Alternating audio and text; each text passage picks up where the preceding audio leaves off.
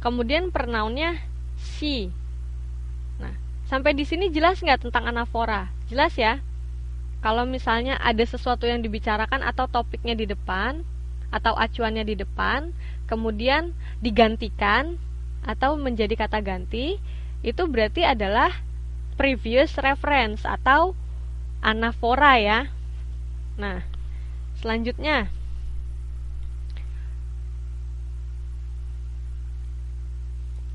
di sini kita lihat husband hit with high heel shoe. Di sini kita lihat a Hong Kong woman has been arrested for beating her husband with high heel katanya. Nah, di sini referensi yang mana? Yang her. Menggantikan yang mana? Coba acuannya yang mana? Siapa yang dibicarakan? Siapa yang dimaksud dengan her itu? A Hong Kong woman. Betul sekali. Paham ya tentang previous reference ya?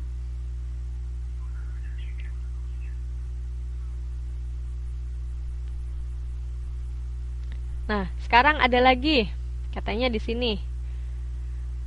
The 55-year-old woman was arrested after taking off her shoe and hitting her 66-year-old husband around the head with it. Ayo, it di sini mengacu kepada apa? Ingat, it itu berarti benda. Ya, her shoe, betul sekali. Paham ya? Nah, kemudian di sini sama. Kalau di sini the woman arrested for assault her later released on bail while her husband was taken to hospital for treatment. Oke?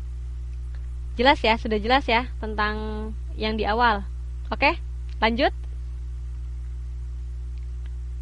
Oke, sekarang forward reference. Reference that is referred after pronoun. Atau jadi di situ dia disebutkan setelah kata gantinya, ya. Contohnya, Dan will never talk about this. The reason why he can join the class.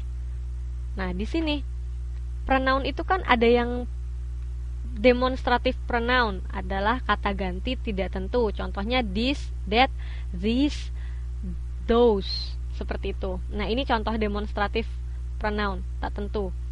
Then we'll never talk about this, the reason why he can join the class. Nah, jadi referensinya itu adalah the reason why he can join the class. Sedangkan pronounnya itu adalah this. Dan letak dari acuannya ditaruh di mana? Di belakang atau di depan? Sesudah atau sebelum? Loh. Referensinya ditaruh di mana? Nih. Referensi itu ininya. Kalau ini adalah namanya pronoun. Ya, ditaruhnya di belakang, betul. Gak apa-apa, emang udah agak malam ini, udah ngantuk-ngantuk gitu ya. Ya, ditaruh di belakang atau sesudah. Nah, sekarang ada contohnya. Di sini, her di sini mengacu kepada siapa? Ayo. Eleonora Marciano said her sister Evelyn de Floente. Hayo, yang mana?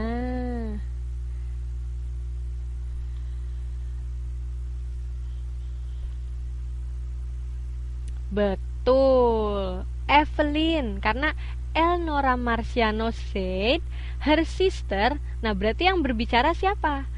Eleonora Marciano kan? Berbicara tentang siapa? Tentang adiknya. Her sister, namanya Evelyn de la Fuente. Ya. Kemudian took the plane with her husband and 3 of her 4 children for a family reunion. Jadi ada pertemuan keluarga, sehingga Evelyn de la Fuente ini membawa serta siapa? Her husband and 3 of her 4 children. Jadi masih ada sisa 1 tidak ikut ya, tidak ikut reuni keluarga. Nah, coba kita lihat. There di sini mengacu kepada siapa?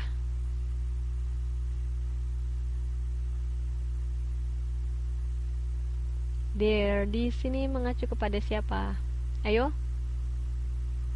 Pronoun yang ini referensinya mana?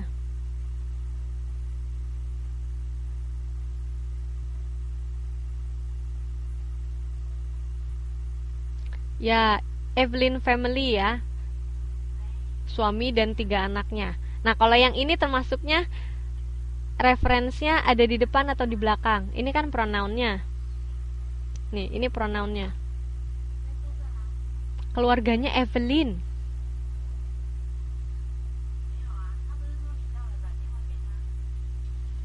Ya, ini yang di depan. Ini contohnya anafora. Sedangkan yang ini katafora. Mengerti ya? Sudah jelas? Oke. Ada pertanyaan tentang ini? Ayo, masih ada sekitar 10 menit. Tadi ada salah satu dari mbak-mbaknya semua minta diulang tentang yang ini ya.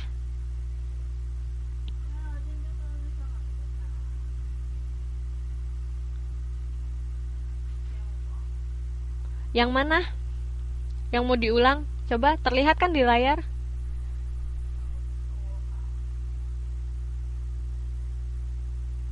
Kalau tidak ada pertanyaan yang mengulang yang ini.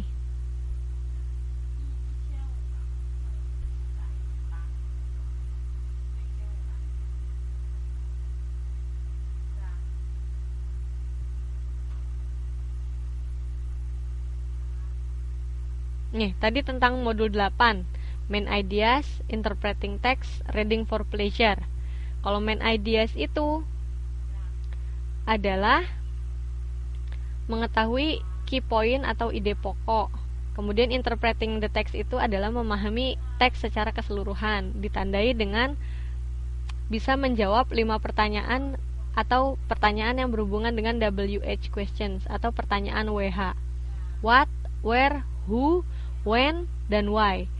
Apa isi cerita, di mana terjadinya, kapan terjadinya, mengapa terjadinya. Seperti itu ya. Kemudian kalau reading for pleasure itu kita lihat di sini adalah membaca dengan tujuan untuk sebagai kesenangan atau hobi. Contohnya membaca komik, membaca novel, majalah, cerpen, dan lain-lain. Oke. Ada yang ditanyakan tentang ini?